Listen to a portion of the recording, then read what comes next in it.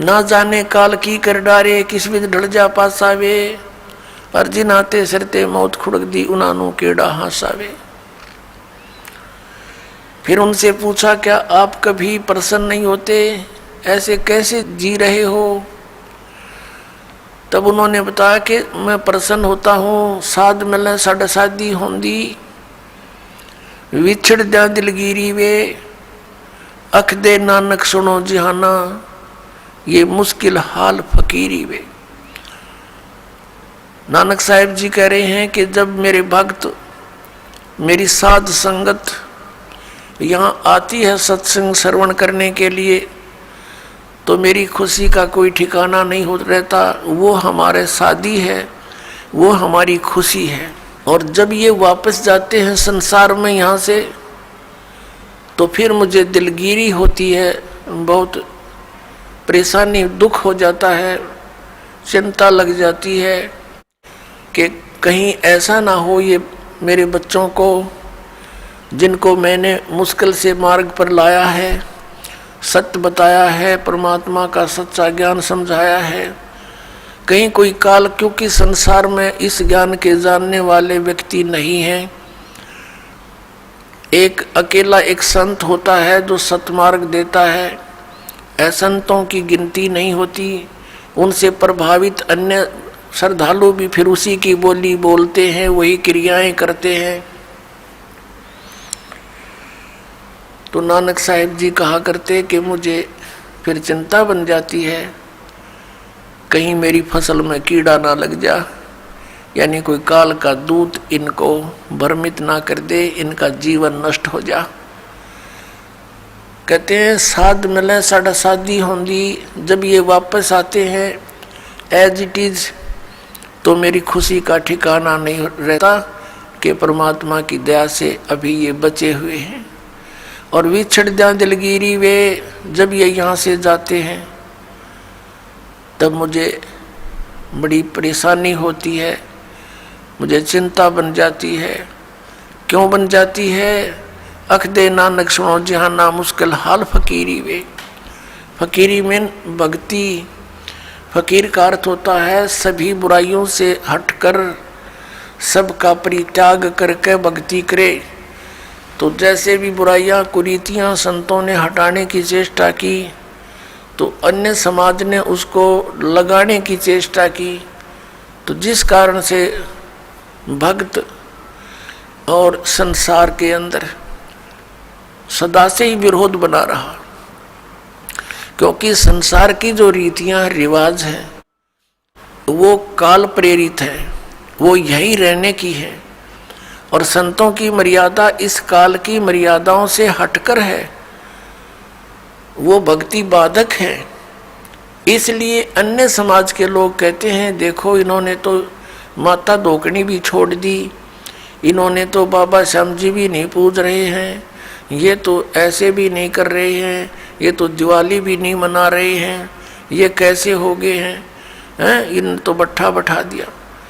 एक भक्त बतावा था, कहने लगा जी आज 10 वर्ष हो गए हमने कोई त्योहार नहीं मना लिया। नाम लिया था उसने उस दिन, फिर वो अपने दुख गिनावा था, कह रहा था जी हमने 10 वर्ष हो गए हमारा त्योहार नहीं मन लिया, ना होली ना दिवाली ना तीज ना कोई अन्य। क्या कारण? कि हमारा परिवार है, कभी तो हमारे घर में कोई खुद जवान भाई की मृत्यु हो जाती है, 1 वर्ष उसकी चिंता पूरी होती है, तब तक दूसरा कोई रिश्तेदार निकट में, जैसे बहन का पति मर गया, फिर त्योहार मने नहीं, फिर कोई बिल्कुल साथ में का केताऊ का मर गया जवान, फिर ऐसे फिर लड़का मर गया। 10 वर्ष हो गए हमने त्योहार नहीं मना लिया। तो फिर इन त्योहारों को किस लिए मनाते हैं? या तो फिर भी मनाओ अगर इतने कंपलसरी है तो। ये कहने का भाव ये है यहाँ कुछ मनाने की जरूरत ना है, यहाँ तो भगवान के गुण गान की आवश्यकता है। और उस समय को याद रखे, ये जाने का समय याद रखे। अब हम कितने मूर्ख बना रखे हैं। ये दास सत्संग करने जाया करता था,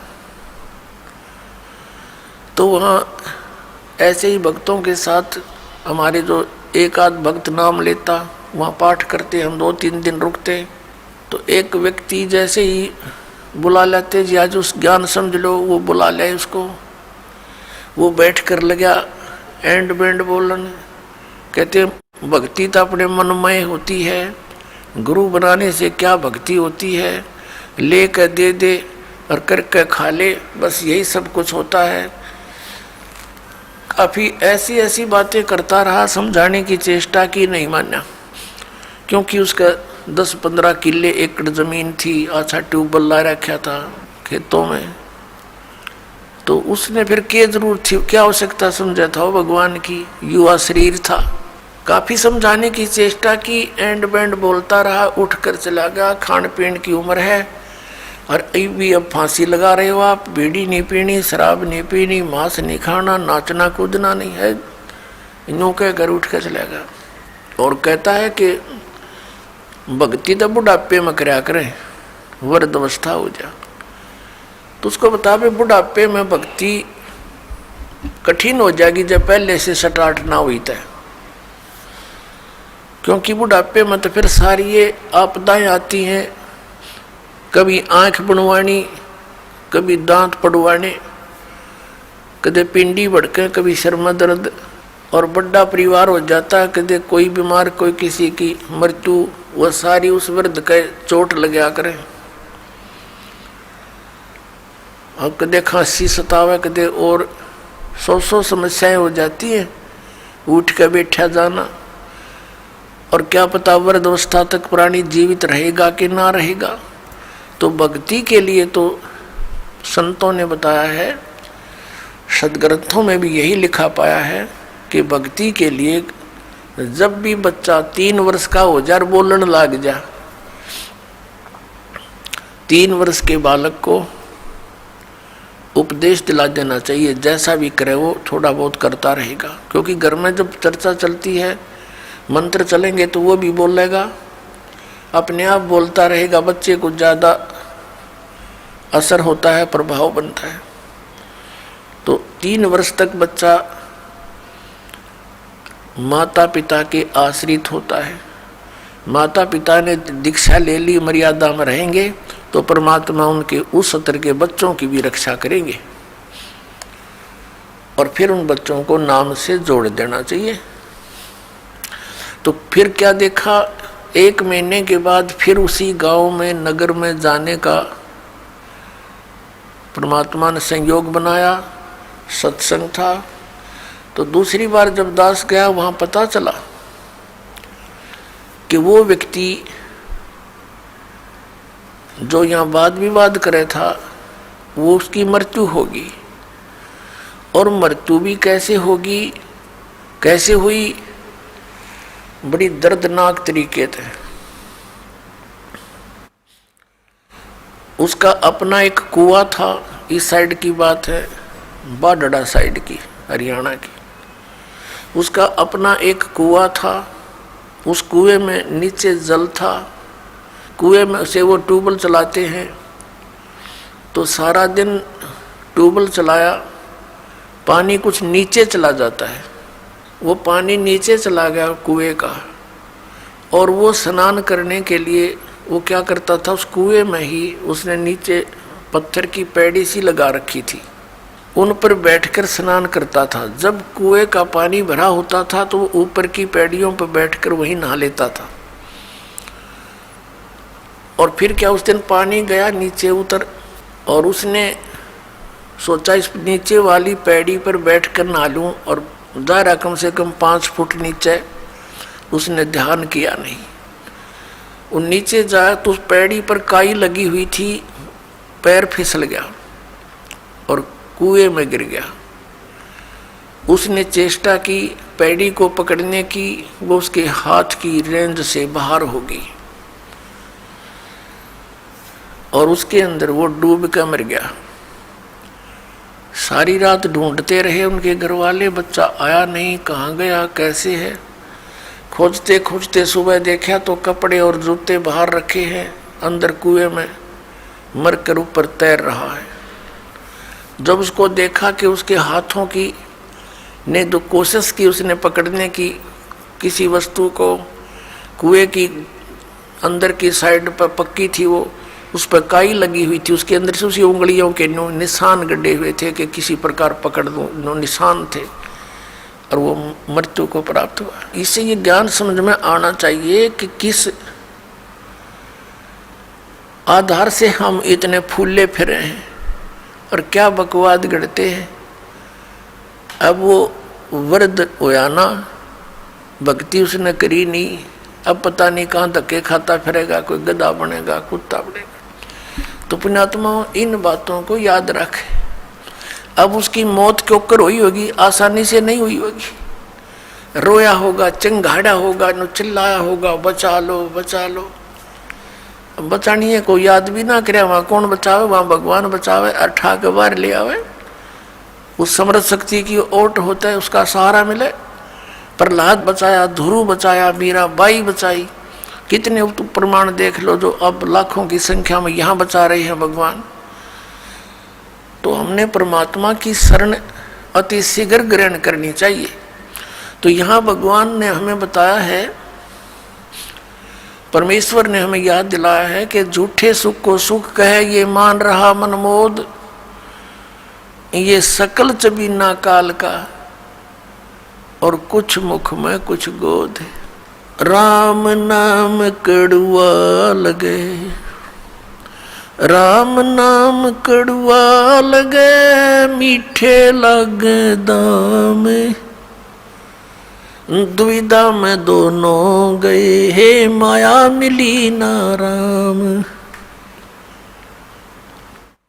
ये दास एक, जब हमारे पूज्य गुरुदेव जी सतलोक चले गए, उनका एक आश्रम बना हुआ है तलवंडी भाई, जिला फिरोजपुर के अंदर। तलवंडी भाई बोलते हैं उसको। छोटा सा कस्बा मंडी है, वहाँ आश्रम, और भी कई आश्रम हैं। बोगा के अंदर एक खन्ना में भी था, एक नजफगढ़ के अंदर थे उनका आश्रम। तो तलवंडी भाई के अंदर उनके शिष्य बने हुए थे। तो वहाँ ये दास जाता था सेकंड संडे को सत्संग करने के लिए। उन्हीं की प्रार्थना पर कि एक सत्संग यहाँ कर जाया करो, गुरुदेव चले गए हैं। तो वहाँ उनका कोई रिलेटिव आया हुआ था, किसी वृद्धा की मृत्यु पर शोक व्यक्त कर, बुढ़िया मर गई थी कोई। वो शुक्र को आए थे, शनिवार को जाने की तैयारी कर रहे थे 12-1 बजे से। तब उन्होंने कहा कि आप सत्संग सुनकर जाना। जो हमारे गुरुदेव के शिष्य थे, वहाँ सेठ थे, लाला जी थे। कल सत्संग होगा 9 बजे, गर्मियों के दिन थे कि कल 9 बजे ही सत्संग शुरू होगा, 11 बजे तक सत्संग होता है, आप सत्संग सुनकर फिर जाना। कहने लगा मैंने बहुत सत्संग सुने हैं, गुरु भी बना रखे है, ऐसी कोई बात नहीं।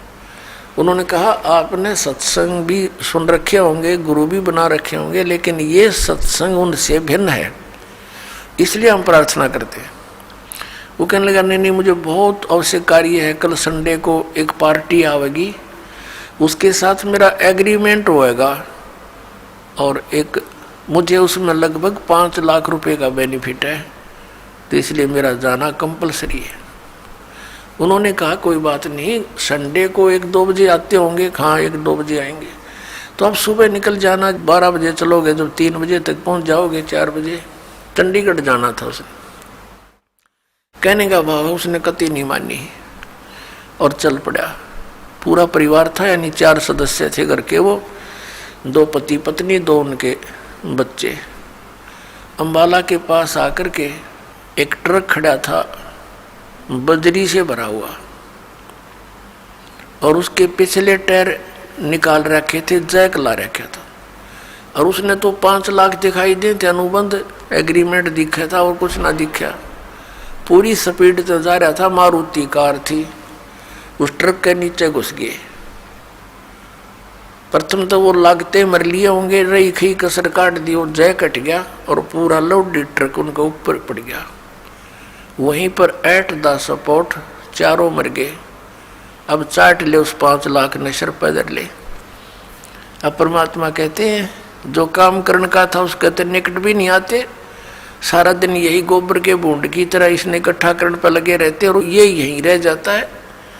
तो यहाँ परमात्मा कहते हैं राम नाम कड़ुआ लागे मीठे लागे दाम, और दुविधा में दोनों गए ये माया मिली ना राम। इसलिए परमात्मा हमें याद दिलाते हैं, मात पिता मिल जाएंगे 184 माँ, सतगुरु सेवा और बंदगी भाई फेर मिलन की ना। जिस परिवार को तू अपना जानकर और इसी के पालन पोषण में और इन्हीं की लोक लाज में भगवान से दूर रह रहा है भोले आत्मा, ये माता पिता तो तुझे अन्य शरीरों में भी मिल जाएंगे। कुत्ते के यहाँ जन्म होगा वहाँ माता पिता, गधे के घर जन्म होगा तेरा वहाँ माता पिता, पशु पक्षी बनेगा वहाँ माता पिता, और अन्य फिर मनुष्य जीवन भी प्राप्त होगा फिर भी माता पिता। माता पिता मिल जाएंगे 184 माँ, और सतगुरु सेवा और ये बंदगी ये भक्ति भाई फेर मिलन की ना। अब परमात्मा फिर कैसी गहरी चोट इस आत्मा का लगाते हैं ताकि या कुछ फड़ी ले ले, कुछ जाग जा, कुछ असर हो जाए इसका कुछ। ये एंटीबायोटिक है, ये कैप्सूल समझो परमात्मा की वाणी जो आत्मा को झंझोड़ कर धर देगी। और इसके ऊपर जो तीनों गुणों का ये नशा बना हुआ है या भांग पी रखी है काल के इस झूठे सुख की, इस त्रिगुणमयी माया की, इसे मिलने वाले लाभ की, तो या उतरने लग जाएगी, कुछ कम हो जाएगी, इसका नशा उतरेगा आपको। परमात्मा कहते हैं कबीर ये माया अटपटी और सब घट आन अड़ी, किस किस न समझाऊं या कुएं भांग पड़ी। आप इस सत्संग को छोड़कर अन्य सत्संग भी सुनते हो, उन सत्संगियों के व्यवहार भी देखते हो। नाम सत्संग का कर्म सारे वही जो आम जन साधारण किया करता है, इसलिए समाज में कुरीतियाँ ना घट करके बढ़ती ही चली गई। ऐसे ही ये भ्रष्टाचार भी बढ़ता ही चला गया, दुराचार भी चरम सीमा पर पहुंच गया, अत्याचार, लूट खसोट, रिश्वतखोरी। तो क्या फायदा हुआ? इतने संत और भक्तों की गिनती नहीं और असर इतना भी नहीं किसी के।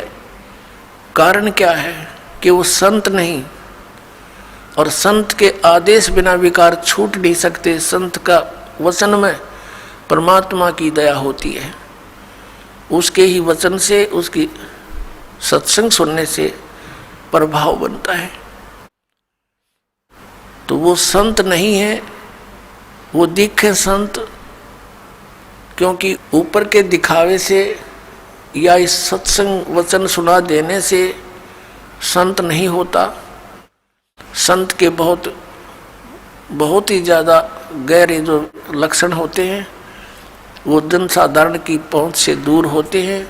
एक तो संत का ज्ञान से पहचान होता है, संत की और असंत की उसके वचनों से, उसके सत्संगों से पहचान होती है।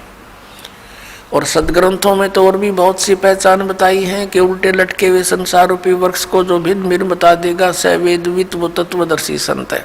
गीता जी अध्याय नंबर 15 के श्लोक नंबर 1 में यही ज्ञान दिया है। और संत की और असंत की पहचान उसके ऊपर के दिखावे से नहीं होती, ऊपर के आडंबर से नहीं होती, उसके ज्ञान से होती है। और फिर समाधान के मंत्र से होती है।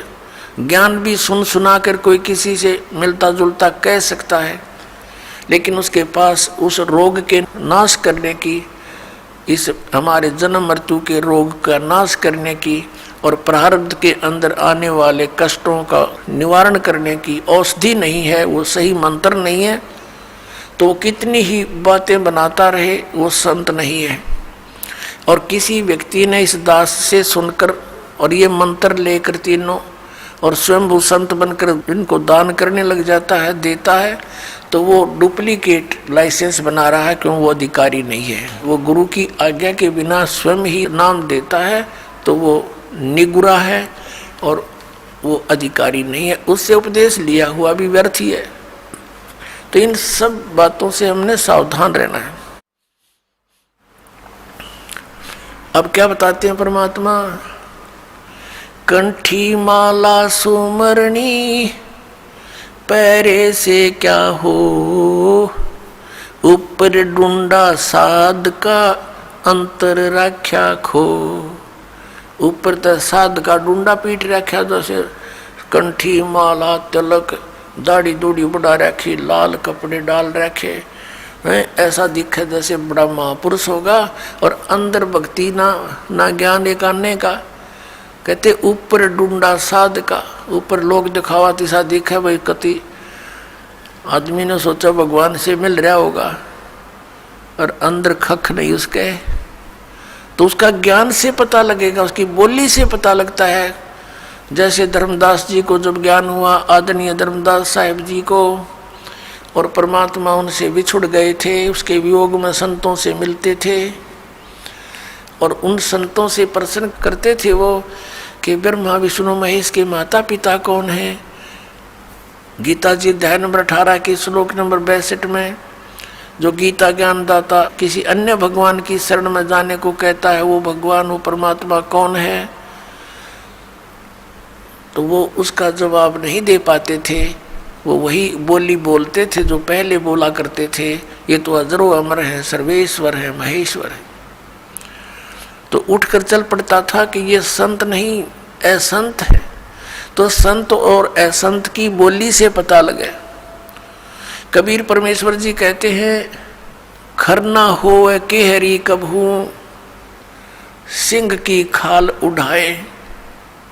यदि गधे को सिंह की यानी शेर की खाल पहना दी, ऊपर का कवर उसका, वो उस मात्र से सिंह नहीं बन जाता, शेर नहीं बन जाता, दिखता शेर है बिल्कुल।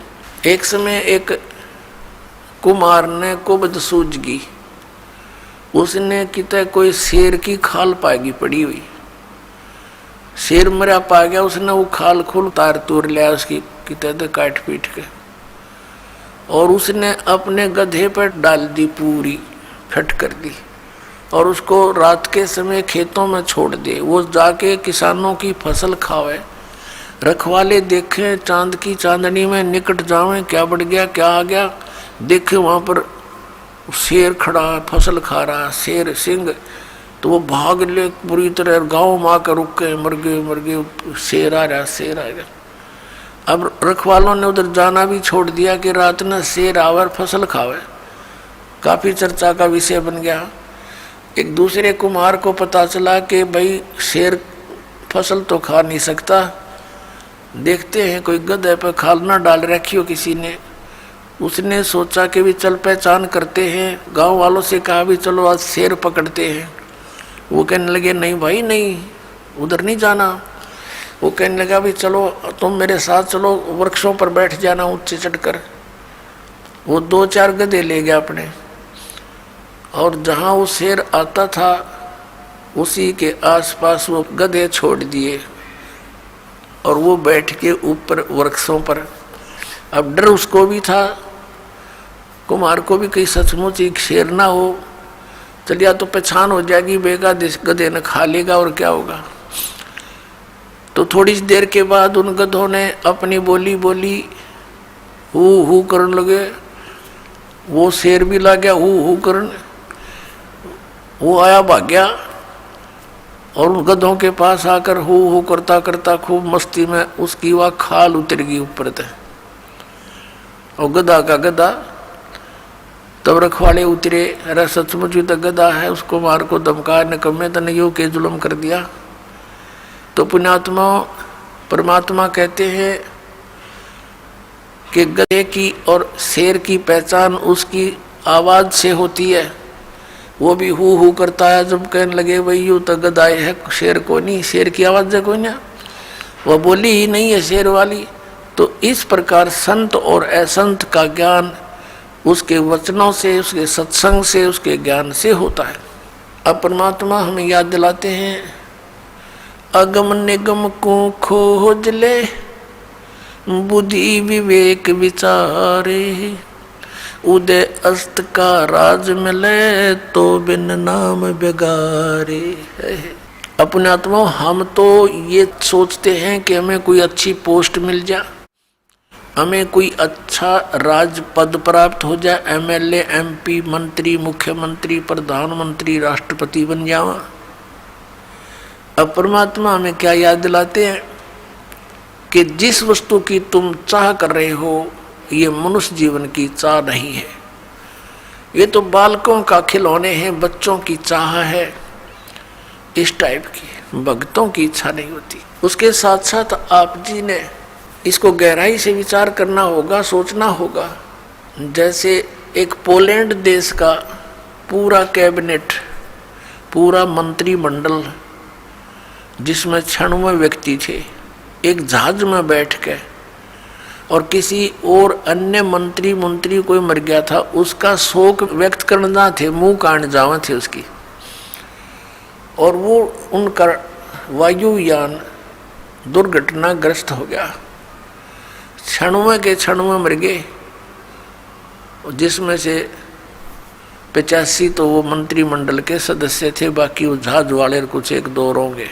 अब उनकी कितनी इच्छाएं होंगी, उन्होंने क्या क्या योजनाएं बना रखी होंगी।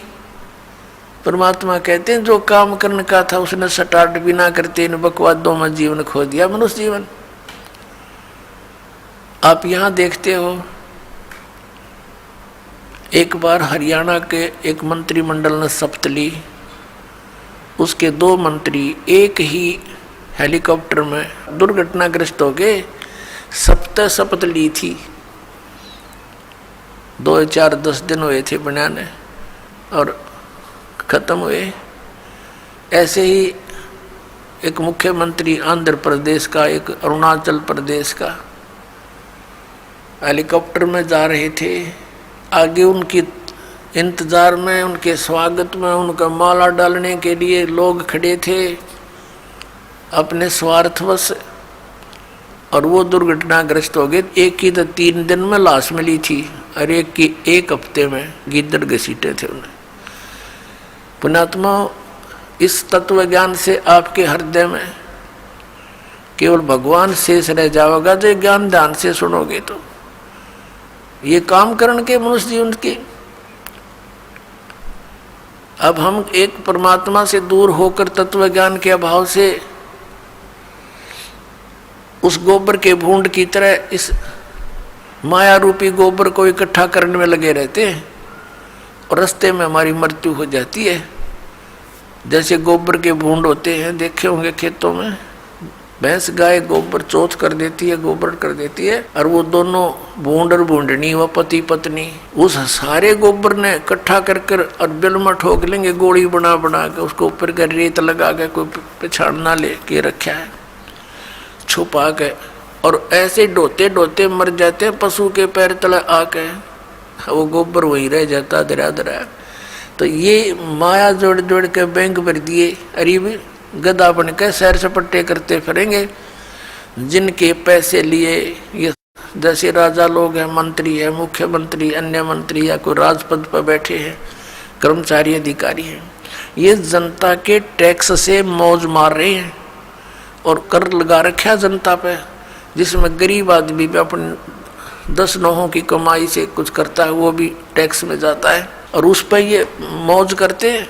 जो इनका कर्तव्य बनता है उसको भूल कर ये भी केवल अपने ही स्वार्थ में, अपने ही उदर पूर्ति में लगे रहते हैं, जिस कारण से इनको प्रत्येक का कन कन देना पड़ेगा। किसी का गधा बनेगा, किसी का बैल बनेगा, किसी की भैंस बनेगी, गाय बनेगा। परमात्मा कहते तुमने उस दरगाह का मैल नहीं देखा, और धर्मराज के तिल तिल का लेखा। जैसे एक गवर्नर था पंजाब और हिमाचल का, वो ज्वाइंट यानी 2 चार्ज थे उसके ऊपर, 2 का गवर्नर था अकेला, वो रिटायरमेंट पे था, 1-2 वर्ष रह रहे थे। उसने सोचा पहाड़ी क्षेत्र में हिली स्टेशन पर बहुत बड़ा बंगला बनाऊंगा और बुढ़ापे में वहाँ ठाठ से रहा करूँगा, शुद्ध वायु होगी, सैर सपट्टे वहाँ कराया करूँगा। उस उद्देश्य से 3 करोड़ रुपये लेकर हेलीकॉप्टर में वहाँ के कोई अच्छे बड़े प्लाट का, बड़े जमीन का वो रजिस्ट्री कराने चला था। 3 करोड़ रुपये उसने हेलीकॉप्टर में रख रखे थे।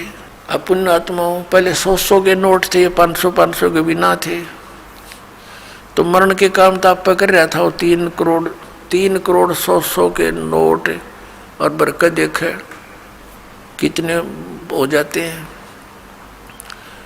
तो वो दुर्घटनाग्रस्त हो गया वो हेलीकॉप्टर। उसका परिवार भी साथ में था, एक बालक बच्चा था, लड़का। वो पहाड़ियों पर मर गया पड़ के। और वो नोट उड़ते फिरे, वो बकरी खावा उनने, फिर वो आकर जो भेड़ बकरी चरा रहे थे वो उठा ले गए गडरिए। फिर उनको फिर क्या देखा कि उसका जो अपना रेजिडेंस था वहाँ उसने तय खाना बना रखा और उसमें 40 करोड़ रुपया दे रखा। 40 करोड़ रुपया 100 के नोटों का मेरे ख्याल में 2 ट्रकों पर नहीं चला है। और वो छाती का लाए बैठा सांप की तरह उस पर सोए और वहाँ मर गया। वो रह गया दराया। अब क्या होगा? वो लाट साहब फिर गधा बनेगा और गेला उसकी पत्नी, और फिर क्या बनेंगे वहाँ? जिसके पैसे इकट्ठे कर रखे थे प्रत्येक का पाई का हिसाब चुकाएंगे। बहुत लंबा काम बना लिया उन्होंने अपने ऊपर। तो परमात्मा कहते हैं कि तुमने उस दरगाह का मैल नहीं देखा और धर्मराज के तिल तिल का लेखा। तो यहाँ परमात्मा हमें याद दिलाते हैं कि जैसे श्रीमद् भगवत गीता अध्याय नंबर 7 के श्लोक 29 में कहा है कि अर्जुन, मेरे आश्रित होकर मैं तुझे जो ज्ञान बता रहा हूँ उसको आश्रय करके उस पर अमल करो। क्या बताया है? गीता जी अध्याय नंबर 4 के श्लोक नंबर 32 में कहा है कि आध्यात्मिक अनुष्ठानों यानी यज्ञों की जानकारी सच्चिदानंद घन ब्रह्म की वाणी में विस्तार के साथ कही गई है। वो तत्व ज्ञान है और उस तत्व ज्ञान को जानने के पश्चात तू सब कर्म बंधनों से मुक्त हो जाएगा। चौथे अध्याय के 34वें श्लोक में श्रीमद् भगवत गीता में कहा है कि अर्जुन, उस तत्व ज्ञान को जो सच्चिदानंद घन ब्रह्म ने स्वयं आकर अपने मुख कमल से बोला है, वो कबीर वाणी है, वो कबीर वाणी है, वो सच्चिदानंद घन ब्रह्म की वाणी है, वो तत्व ज्ञान है। उस तत्व ज्ञान को तू तत्वदर्शी संतों के पास जाकर समझ। उनको दंडवत प्रणाम करने से, कपट छोड़कर उनसे प्रसन्न करने से, सरलतापूर्वक प्रसन्न करने से वो तत्वदर्शी संत तुझे उस परमात्म तत्व का ज्ञान कराएंगे। यानी गीता ज्ञान दाता से अन्य कोई परम शक्ति है जो पूर्ण मोक्षदायक है, जिसकी शरण में जाने के बाद फिर संसार में लौटकर कभी नहीं आते, पूर्ण मोक्ष होता है। और उसकी कृपा से ही ये जीव परम शांति को और सनातन परम धाम को प्राप्त होता है। अपने विषय में गीता ज्ञानदाता कहता है कि अर्जुन, चौथे अध्याय के 5 और 9 में, दूसरे अध्याय के 12 श्लोक में गीता जी में, गीता अध्याय नंबर 10 के श्लोक नंबर 2 में कहता है, अर्जुन तेरे और मेरे बहुत जन्म हो चुके हैं, तू नहीं जानता, मैं जानता हूँ। तो इसे सिद्ध गीता ज्ञानदाता भी नाशवान है, इसकी भी जन्म मृत्यु होती है। गीता ज्ञानदाता कौन है? श्री कृष्ण में ये ब्रह्म बोल रहा है। अब ब्रह्म की पूजा करने से भी वो स्थान प्राप्त नहीं हो सकता जहाँ जाने के बाद साधक फिर लौटकर संसार में कभी नहीं आते, जो गीता जी अध्याय नंबर 15 के श्लोक नंबर 4 में कहा है। और फिर गीता जी अध्याय नंबर 18 के श्लोक नंबर 62 में कहा कि अर्जुन, तू सर्वभाव से उस परमेश्वर की शरण में जा, उसकी कृपा से ही तू परम शांति को और सनातन परम धाम को प्राप्त होगा। तो इससे सिद्ध हो गया कि उस गीता ज्ञानदाता से अन्य कोई परमेश्वर है जिसकी कृपा से वो सारा ये जन्म मृत्यु का ये झंझट, ये रोग, ये कति कटेगा और उसी से परम शांति होगी। अपने विषय में गीता ज्ञानदाता 8वें अध्याय के 5 और 7 श्लोक में कहता है कि तू युद्ध भी कर, मेरी भक्ति भी कर, यानी मेरी शरण में रहेगा, युद्ध तो करना पड़ेगा तुझे, इससे परम शांति नहीं हो सकती। जन्म मरण का रोग नहीं कट सकता क्योंकि वो स्वयं भी जन्म मृत्यु के अंदर है, गीता ज्ञानदाता। अब यहाँ प्रसंग चल रहा है कि 7वें अध्याय के 29वें श्लोक में उसने क्या कहा है कि अर्जुन, मैं जो तुझे ज्ञान बता रहा हूं और उस ज्ञान को जो आश्रय करके तत्वदर्शी संत की खोज कर लेता है और जो केवल जरा और मरण से छूटने का ही प्रयत्न कर रहा है, तो वो उस तत्ब्रह्म को और संपूर्ण अध्यात्म ज्ञान को और सभी कर्मों को समझ चुका है, सभी कर्मों से परिचित है।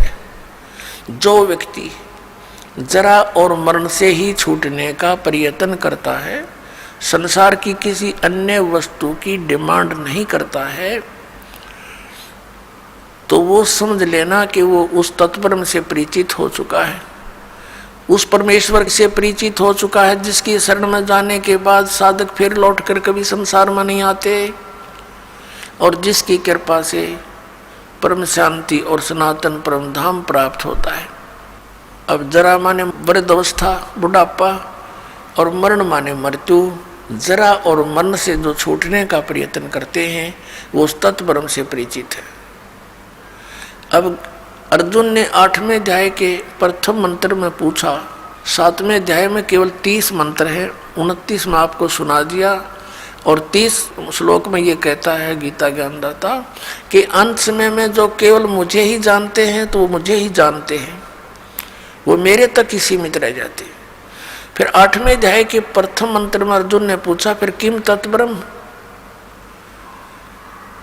जिसको जानने के बाद प्राणी जरा और मरण से ही छूटने का प्रयत्न करता, वो किम तत्ब्रह्म, उसके विषय में बताया है कि वो परम अक्षर ब्रह्म है। 8वें अध्याय के 3रे श्लोक में। गीता जी के अध्याय 8 के श्लोक नंबर 5 और 7 में तो वो अपनी भक्ति बताता है कि मेरी साधना कर, मुझ में भाव वाला बन, मुझे ही प्राप्त होगा, तो युद्ध भी कर।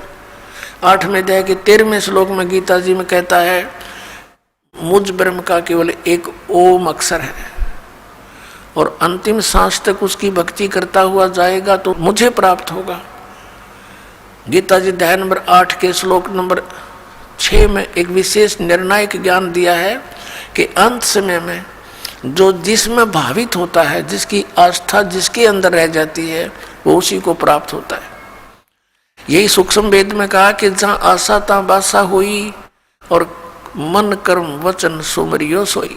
अब गीता जी अध्याय नंबर 17 के श्लोक नंबर 23 में कहा है ओम तत्सत इति निर्देश है ब्रह्मण त्रिविध समर्थ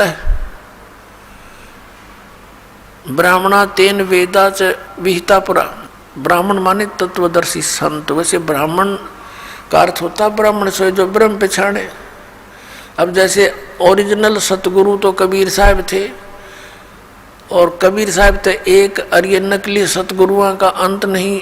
ऐसे ही ब्राह्मण का अर्थ असली होता है वो व्यक्ति जिसने भगवान को जान लिया। बाकी ठीक है, छोटी मोटी को अन्य क्रियाओं से भी ब्राह्मण की पदवी कोई पा रहा है तो वो अलग ब्राह्मण है। कि ओम तत्सत इति निर्देश है ब्रह्मण। ब्रह्मण माने सच्चिदानंद घन ब्रह्म, यानी पूर्ण परमात्मा परम अक्षर ब्रह्म के पाने की, उसके सिमरण की इस 3 नाम का निर्देश है। ओम तत्सत इति निर्देश है। निर्देश माने फाइनल फैसला, डायरेक्शन। डायरेक्शन का अर्थ है अन्य बिल्कुल नहीं, केवल वही, नथिंग एल्स। ये 17वें अध्याय के 23वें श्लोक में ओम तत्सत इति, बस यही निर्देश, फाइनल ऑर्डर। और ब्रह्म ने सच्चिदानंद घन ब्रह्म के त्रिविध समर्थ है, उसका 3 विधि से सिमरण की विधि है, 3 प्रकार से सिमरण होता है। और जिन पुण्यात्माओं को इस दास से ये तीनों मंत्र प्राप्त हैं, उनको पता है कि इनकी सिमरण की विधि 3 प्रकार से कैसे है। एक मंत्र ओम तो सार्वजनिक है, इसमें तत् ये सांकेतिक और सत भी सांकेतिक। गीता जी अध्याय नंबर 15 के श्लोक नंबर 16 और 17 में 3 पुरुष बताए हैं, एक सरपुरुष, अक्षर पुरुष। इन दोनों को रिजेक्ट किया है। ये और इनके अंतर्गत जितने प्राणी हैं, इन भगवानों के पुरुष माने प्रभु, इन स्वामियों के अंतर्गत जितने प्राणी हैं, और ये स्वयं भी नाशवान हैं, जीवात्मा किसी की नहीं मरती। 15वें अध्याय के फिर 17वें श्लोक में तुरंत कहा है, उत्तम पुरुष है तू अन्य परमात्मा इति उदारते, कि इन दोनों से गीता अध्याय 15 के श्लोक 16 में वर्णित सरपुरुष और अक्षर पुरुष, इन 2 प्रभुओं से उत्तम पुरुष, इनसे श्रेष्ठ पुरुष तो कोई और ही है, अन्य ही है। यह परमात्मा इति उदारते, कहते हैं उत्तम पुरुष तो अन्य परमात्मा इति उदारते, यह लोक तरम आविश्य विवर्ती अवैश्वर है, और वही परमात्मा कहा जाता है। वो श्रेष्ठ भगवान तो इन दोनों से कोई और है, सरपुरुष और अक्षर पुरुष से। वो कौन है? वो परम अक्षर पुरुष है, वो परम अक्षर ब्रह्म है। परम अक्षर पुरुष कहो चाहे परम अक्षर ब्रह्म कहो, सर पुरुष कहो चाहे सर ब्रह्म कहो, अक्षर पुरुष कहो चाहे अक्षर ब्रह्म कहो। गीता जी अध्याय नंबर 8 के श्लोक नंबर 3 में जिसके विषय में कहा है, वो परम अक्षर ब्रह्म है, उत्तम पुरुष है तू अन्य परमात्मा इति उदारते। ये लोक तरम आविश्य विवर्ती, जो संसार रूपी वृक्ष की जड़ है, वो मूल मालिक है, जो सबका पालन पोषण करता है, जो तीनों लोकों में प्रवेश करके सबका धारण पोषण करता, वो वास्तव में अविनाशी परमात्मा है। अब प्रसंग चल रहा है 8वें अध्याय के 5 और 7 मंत्र में। गीता ज्ञानदाता अपने विषय में बता रहा है कि मेरी भक्ति कर मुझे प्राप्त होगा, लेकिन ओम नाम का जाप कर, ओम नाम से जो परम गति होगी वो ब्रह्मलोक प्राप्ति है। ब्रह्मलोक में गए प्राणी फिर वापस आते हैं, जन्म मृत्यु में रहते हैं। और गीता ज्ञानदाता स्वयं भी कहता है मेरे भी और अर्जुन तेरे भी बहुत जन्म हो चुके, तू नहीं जानता। तो इससे पूर्ण मोक्ष और सनातन परम धाम और परम शांति नहीं हो सकती। गीता जी अध्याय नंबर 17 के श्लोक 23 में ओम तत्सत तीनों भगवानों के मंत्र हैं, सरपुरुष, अक्षर पुरुष और परम अक्षर पुरुष के। सर्वब्रह्म, अक्षर ब्रह्म और परम अक्षर ब्रह्म। तो सर्वब्रह्म कहो, इसको सीधा ब्रह्म भी बोल देते हैं, इसको ज्योत स्वरूपी निरंजन काल भी कहते हैं। इसका ओम मंत्र है, यो तो इसने डिक्लेयर कर ही रखा है। अब उस परमात्मा को पाने की ये 3 मंत्र की साधना है या पूजा नहीं है, या साधना है। जैसे जल पानी नीर, जैसे दन दन सतगुरु वाले देते 3 मंत्र, अकाल मूर्त सब स्वरूपी राम सतपुरुष, ये तो पाना है हमने, इसको तो खोजना है। जैसे जल पानी नीर करता रहे, पानी का पता है पृथ्वी में जल है, वो मिला कैसे, उसके वो साधन खरीदने पड़ेंगे, लाने पड़ेंगे, बोकी मारनी पड़ेगी। सांस उश्वास की ये 2 मंत्र का ओम और तत् ये सांकेतिक है, ये अक्षर पुरुष का मंत्र है जिसको परब्रह्म भी कहते हैं। तो इन दोनों मंत्रों का श्वास उश्वास से जाप करना होता है। ये सांस उश्वास की बोकी लगेंगी और फिर वो क्या होगा, जैसे बोकी का काम है पाइप को जल तक पहुंचा देना, इन दोनों से जल बाहर नहीं आएगा, मिलेगा नहीं। फिर तीसरा हैंड पंप लगाना पड़ेगा उस जल को बाहर निकालने के लिए, प्राप्त करने के लिए, वो भी सेवा पूजा है। ऐसे ही इन 2 मंत्रों से, जो सतनाम के 2 अक्षर का मंत्र है, एक ओम और एक तत्, सांकेतिक दास बताता है इस पृथ्वी पर 21 ब्रह्मांड में इस दास के अतिरिक्त ना इस नाम से कोई परिचित है 3 मंत्र से, और ना ही कोई अधिकारी है, ये सत्कर मान लेना। और कोई देता है तो धोखेबाज है। यदि कोई इस दास से लेकर के कहीं ये शुरू भी कर रखी होगी दुकान का नीच तो पावेगा कहीं ना कहीं लुका छुपा, फिर समाज उससे भी बच के रहेगा और उसके फंसे हुए जाल के भक्तों को भी समझाने की चेष्टा करेगा कि गलत आदमी का फंस गए तुम। ऐसे तो ये दुश्मन पहले बतेरे थे, जिन भ्रमित कर दिया, डबो दिया देश का देश, पूरे मानव समाज को गुमराह कर रखा। भगवान के शत्रु हैं ये, परमात्मा के बच्चों को मिसगाइड किए बैठे हैं। अब ओम और तत्, ये तो सतनाम 2 अक्षर का, और ये राधा स्वामी के गुरुजी खुद कहते हैं जो 2 अक्षर का भेद बतावे सोए गुरु पूरा कहावे।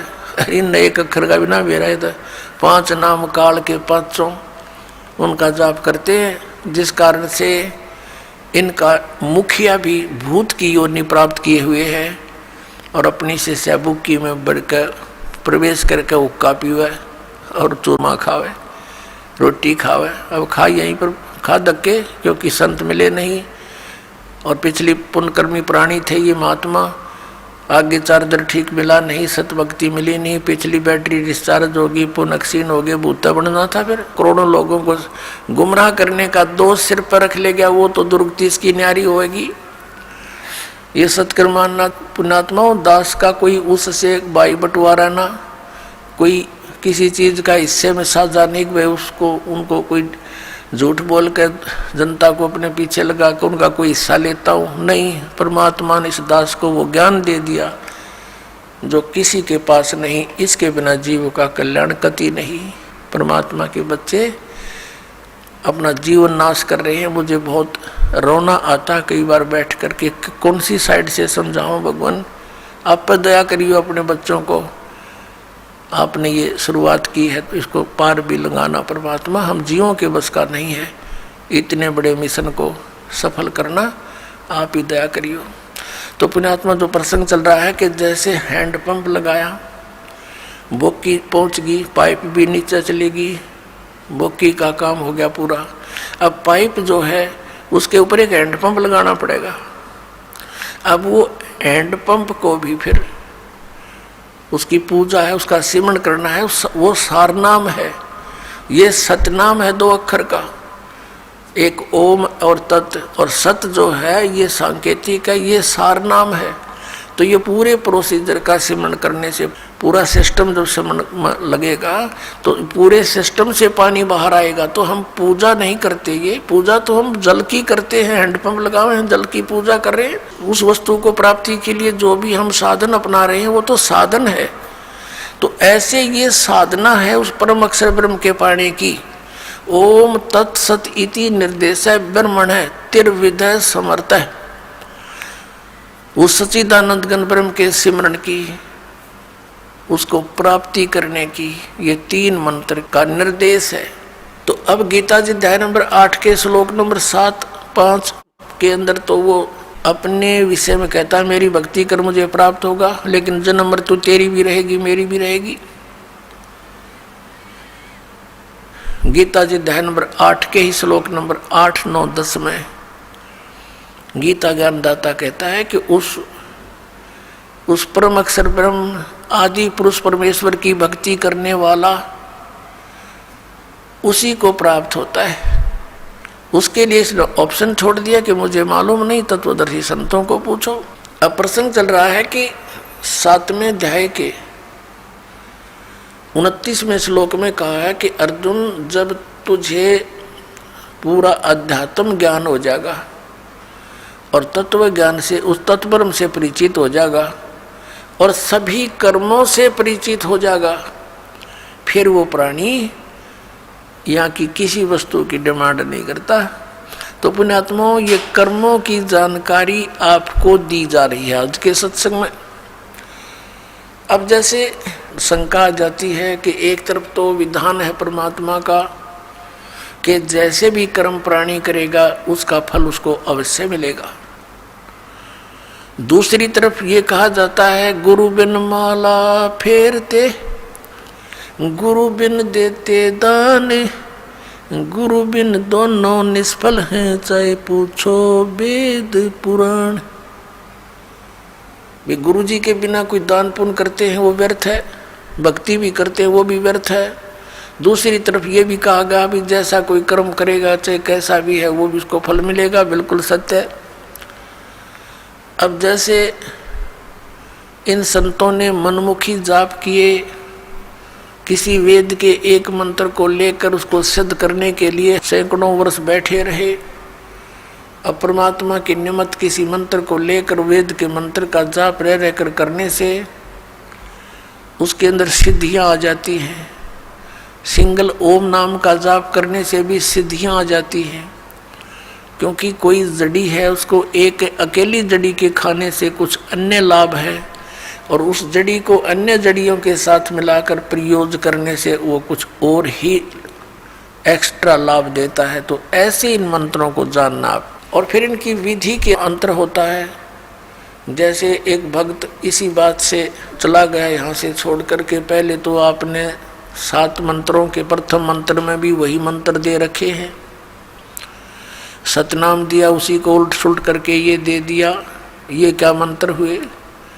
तो ये अज्ञानी व्यक्ति जब तक ज्ञान समझ में नहीं आता वो नाम भी लेकर भी अपना जीवन व्यर्थ कर जाते हैं। तो पहले तो ये सोचना चाहिए कि जो ज्ञान दास दे रहा है वे वेदों में प्रमाणित है। फिर दूसरा, इस दास को पता है कि अकेला कौन से मंत्र से क्या लाभ होगा, उसको जोड़ देने से उसका क्या बेनिफिट होगा।